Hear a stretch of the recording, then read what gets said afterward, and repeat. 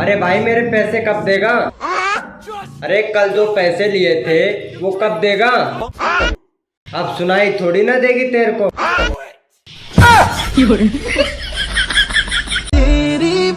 Hello बेबे, मैं तुम्हें खुशबू से ही पहचान लूंगा। काय गंडा चकाए? ये भगवान क्या जुल्म है।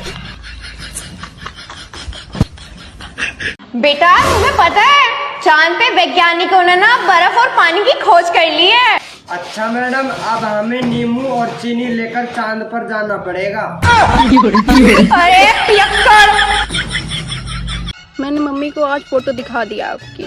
अच्छा, क्या बोली फिर? बोली मैं इससे अच्छा लड़का तेरे लिए ढूंढ लाऊंगी, तू इसे ब्लॉक कर दे। बाय। ये भगवान क्या जुल्म है। यार मुझे माफ करना, मैंने तुमसे एक बात छुपाई है। क्या? मेरी पिछले महीने सगाई हो गई। बस इतनी सी बात? आओ आज मैं तुम्हें अपने बीवी बच्चों से मिलाता हूँ।